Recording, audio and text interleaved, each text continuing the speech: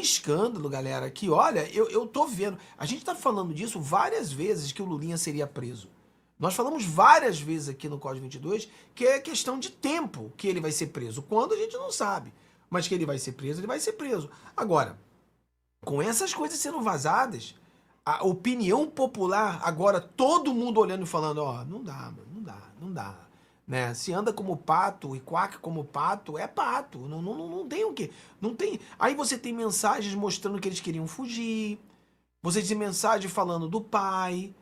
Quer dizer, é um crime em cima de crime. E aí, rapaz, tem aquelas coisas que realmente machucam o povo. Que é tipo, vamos fazer esses milhões e vazar. Né? E o que nós falávamos ontem, nós falávamos, acho que foi ontem, um dia da semana, aqui no Código 22, daquela coisa, né? Nós vamos para a Suíça. E poucas pessoas falaram, muitas pessoas pensando que Suíça era uma questão, porque Suíça é lindo, maravilhoso. Não, pessoal. O que nós falamos aqui para você no Código 22? Cara, tem a ver com dinheiro. O que a matéria da Veja fala hoje? Que eles estavam indo para suposto alguns lugares aonde o dinheiro não poderia ser resgatado. Cara, eles estão falando isso. A matéria da Veja mostra no relatório que eles tinham a intenção de ir para países e já tinham negociado com bancos nesses países, aonde nesses locais não teria como o Brasil resgatar esse dinheiro. Ou seja, paraíso fiscal. E nós falávamos sobre isso, que esse negócio de Suíça não é a beleza da Suíça, não.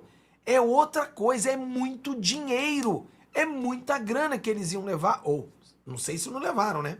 Mas iam levar, supostamente. E como ela falou, né? Todo o plano foi feito.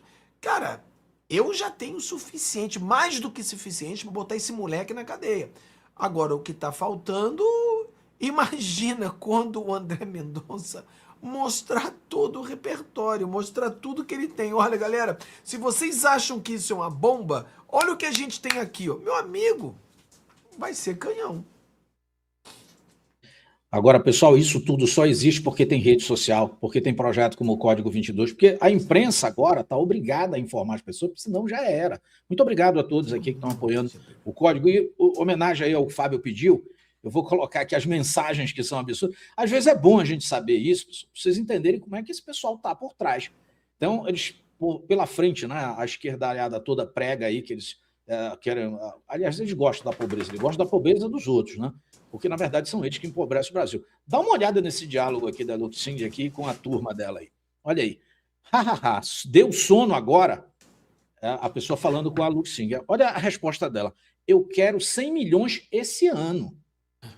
Né? Aí a pessoa que ri aqui na cara, só para mim. Ela quer só para ela.